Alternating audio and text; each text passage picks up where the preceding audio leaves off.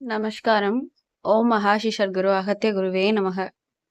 இன்றைய தொடர்ச்சி தியானத்தை பத்தி தான் பேசிட்டு இருக்கோம். அகத்தியர் வழிபாடு நூல்ல இருந்து சிறு சிறு தொகுப்புகளா போட்டுட்டு இருக்கேன்.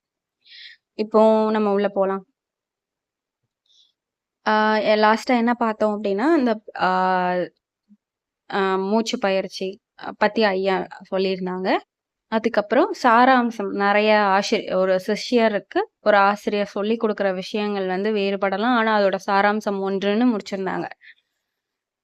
இப்போ சுற்றுப்புறம் ஒளி மற்றும் புலன் உறுப்புகளை பாதிக்கும் மற்ற எல்லாவற்றிலுமிருந்து உங்களை பிரித்தவுடன் உங்கள் இதயத்தில் ஒளிரும் மாற்றாக அஞ்ஞான சக்கரா பகுதியிலும் உங்கள் மனதை ஒருமுகப்படுத்தலாம். ஒரு குறிப்பிட்ட விஷயத்தில் உங்கள் மனம் லேசர் போல நிலைத்திருக்கும் போதுதான் நீங்கள் தியான நிலைக்கு நுழைகிறீர்கள். தியானத்தின் போது நீங்கள் உங்கள் உள் சுயத்துடன் தொடர்பை வளர்த்து கொள்ள முயற்சிக்கிறீர்கள். நீங்கள் அந்த தொடர்பை வளர்த்து கொள்ளும் போது நீங்கள் வெறுமை நிலைக்கு செல்கிறீர்கள்.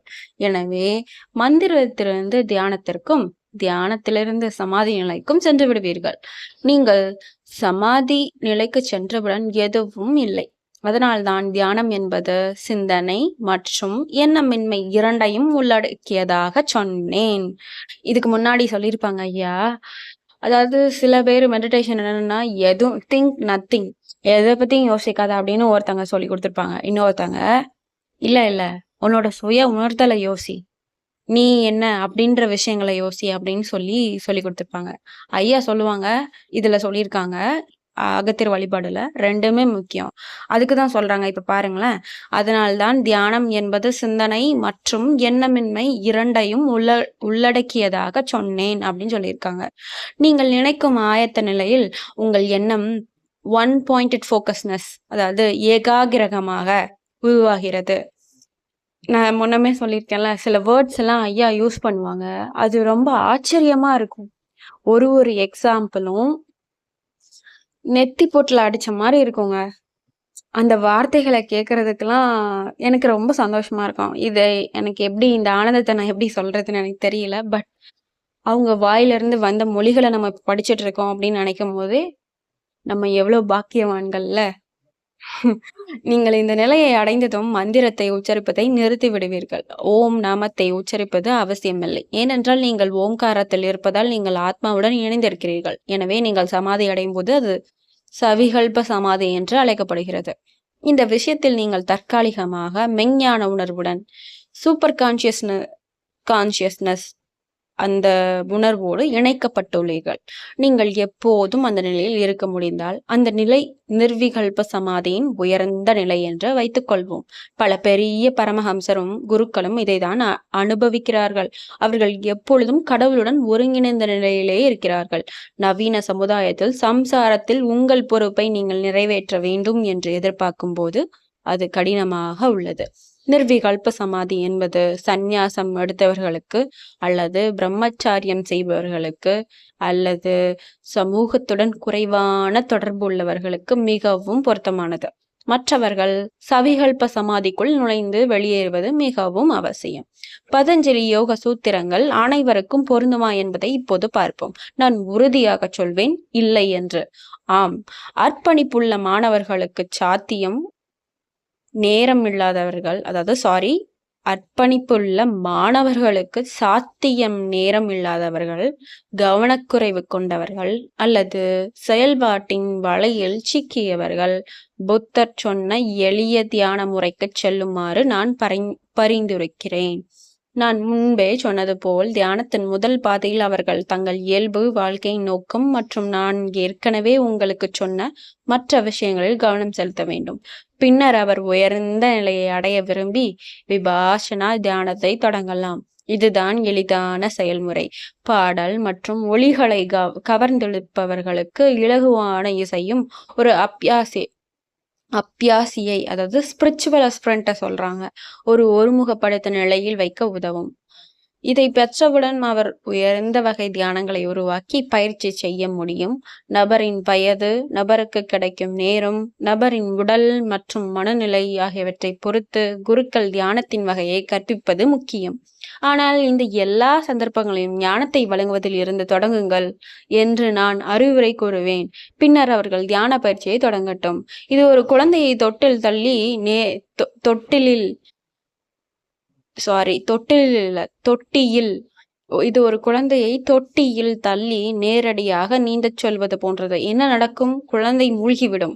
அதற்கு பதிலாக நீரின் வரையறை, அதன் ஆழம், ஒரு நபர் எப்போது மிதப்பது பாதுகாப்பானது, சுவாசத்தை எவ்வாறு ஒழுங்குபடுத்துவது, நீந்தும் போது சுவாசத்தை எவ்வாறு கட்டுப்படுத்துவது மற்றும் காற்றை எவ்வாறு வெளியிடுவது, முன்னோக்கி இயக்கத்தில் ஈடுபடும் இயக்கவியல் மற்றும் நீச்சல் உந்து உறுப்பை எவ்வாறு பாதிக்கின்றது ஆகியவற்றை குழந்தைக்கு கற்பிப்பது அவசியம். அதே போல ஞானத்தின் மூலம் ஆர்வம் உள்ளவர்களுக்கு பயிற்சி அளித்து பிறகு தியானாவை அறிமுகப்படுத்துங்கள்.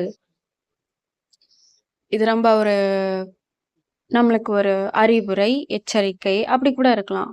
சும்மா எடுத்தோன்னே தியானம் பண்ணு. எதுக்கு பண்றோம்? இப்ப இருக்கிற ப்ரெஷர்னால பண்றோம். அப்படிதானே? அவங்களுக்கு ஒர்க் ப்ரெஷரு, வீட்டுல ப்ரெஷரு, வெளியில ப்ரெஷரு அப்படின்னு சொல்லிட்டு சில பேர் கோயிலா போறத பாக்குறோம், தியானம் பண்றத பாக்குறோம். ஆனா உண்மையான சுய உணர்தல் என்னது அப்படின்னு கொஞ்சம் தெரிஞ்சுக்கணும். எதுக்காக பண்றோம் அப்படின்ற ஞானம் வேணும். தெரிஞ்சுக்கலாம். எதுக்கு பண்றோம், ஏன் பண்றோம், இதனால என்ன விஷயம், என்னத்த நம்ம உணர போறோம். ஒரு கட்டத்துல உங்களோட எண்ணங்களை ஆராய்ஞ்சு அதுக்கப்புறம் எந்த விஷயத்தையும் யோசிக்காம பரம நிலையில இருக்கிறது. நான் ஒரே ஒரு சின்ன இன்ஸ்டன்ஸ் மட்டும் சொல்லிக்கிறேன். எனக்கு பரமஹம்ச யோகானந்தா அந்த ஐயாவை ரொம்ப பிடிக்கும். நான் முன்னமே சொல்லியிருக்கேன்னு நினைக்கிறேன். இப்போ ஐயா நம்ம அகத்திய ஐயாவும் சொல்லியிருக்காங்க பாத்தீங்களா, பல யோகிமார்கள் கடவுளோட டைரக்ட் கான்டாக்ட்ல இருந்திருக்காங்க. லைக் அது ஒரு சன்னியாசி, சமூகத்தோட குறைந்த தொடர்புல இருக்கிறவங்க இந்த மாதிரி விஷயத்த ஃபாலோ பண்ணுங்க. கவனக்குறைவா இருக்கிறீங்களே, உங்களால ஃபாலோ பண்ண முடியல அப்படின்னா எளிய முறையை ஃபாலோ பண்ணுங்கன்னு எச்சரிக்கையாவே சொல்லிட்டாங்க இல்லையா? எதுக்கு இதை சொல்றேன் அப்படின்னா, அந்த பரமஹம்ச யோகானந்த ஐயா என்ன பண்ணுவாங்களாம், எப்பயுமே இப்போ எனக்கு அது தோணுதுன்னு சொல்றேன், என்னால அதை ரிலேட் பண்ண முடியுதுன்னு சொல்றேன். எப்படி அப்படின்னா, ஐயா நல்லா சாப்பிடுவாங்களாம். புரியுதுங்களா? சாரதா அம்மா கிட்ட ஒரு தடவை சாப்பாடு அவங்களுக்கு பிடிக்கும் போல சம்திங் சாப்பாடு கொடுங்க அப்படின்னு, லட்டு ஏதோ ஒன்று செஞ்சு கொடுங்க அப்படின்னு சொல்லி கேட்டிருக்காங்க போல. லட்டை சாப்பிட்டுட்டு அதுக்கப்புறம் இருந்திருக்காங்க. அப்போ மித்த எல்லாரும் கேட்குறாங்க போல, சிஷ்யர்கள். சில பேருக்கு அந்த கொஸ்டின் வரும்ல, ஒருத்தங்க ஞானியா இருந்துட்டு இப்படி சாப்பாடு இது வேணும் அது வேணும்னு கேக்குறாங்களே, இது தப்பு இல்லையா அப்படின்னு நம்மளுக்கு கொஸ்டின் வரும் இல்லையா? அப்படியும் கேட்டிருக்காங்க போல. அப்போ உண்மையான விளக்கம் என்னன்னா, தன்னோட ஆத்மனை எப்பயும் அந்த ஹையர் ஸ்டேட்லயே அந்த ஐயா வச்சுக்கிட்டாங்க. இப்போ ஐயா சொல்லும் போது என்னால ரிலேட் பண்ண முடியுது. சுவாமி கிட்டயே அந்த பரம்பரம்ம பொருள் கிட்டயே போய் உரையாடுறது, அந்த அம்மா காளி அம்மா கூடயே இருக்கிறது, வைக்கிறது, அம்மாக்கு சேவை அப்படியே இருந்திருக்காங்க அந்த ஐயா. சரிங்களா? எதுக்கு அதை சாப்பிடுறாங்க அப்படின்னா, இந்த பூலோகத்துல இருக்கிறது, இந்த பிரசன்ட் ஸ்டேட்ல இருக்கிறதுக்காக, இந்த பூமியில இருக்கணும்ல, ஒரு உணர்தல் வரணும்ல, அதுக்காக தான் அதை சாப்பிட்றாங்களாம். அதை சொல்லியிருந்தாங்க ஆக்சுவலி. அந்த நான் தொகுப்பு படிக்கும் போது அது இருந்தது. நம்ம எல்லாரும் நினைச்சிட்டு இருக்கோம், ஒரு ஞானி இப்படி பண்றாங்க அப்படின்னு கொஸ்டின் வந்தது. ஆனா ஆக்சுவலா அப்படி அது பொருள் கிடையாது. அவங்க மேலேயே போயிடாம கீழே வர்றதுக்காக ஒரு பற்றுதலோட இருக்காங்க பாத்தீங்களா? அது கீழே கொண்டு வருது. புரியுதுங்களா? நம்மளோட ஸ்டேட்டை நம்மளோட ஆத்மாவை பூலோகத்துல இருக்க வைக்கிறதுக்கு அது ஒரு கருவியா இருந்திருக்கான். என்னால அதை ரிலேட் பண்ண முடியுது இப்ப ஐயா சொல்லும் போது. ரொம்ப ரொம்ப நன்றி. முழுமையா இந்த மாதிரி ஒரு விஷயத்த சொல்லி இப்படி அப்படின்னு நம்மளுக்கு எடுத்துக்காட்டு சொல்றதுக்கு ஒரு ஆள் இருக்காங்க, நம்மளுக்கு இப்போ கைட் பண்றதுக்கு ஐயா இருக்காங்க அப்படின்னு நினைக்கும் போதே ரொம்ப சந்தோஷமா இருக்கு. மேலும் நல்ல நல்ல விஷயங்கள உங்க கூட பகிர்ந்து கொள்றதுக்கு ஐயன் வந்து ஆசீர்வதிப்பாங்கன்னு நம்புறேன். நமஸ்காரம்.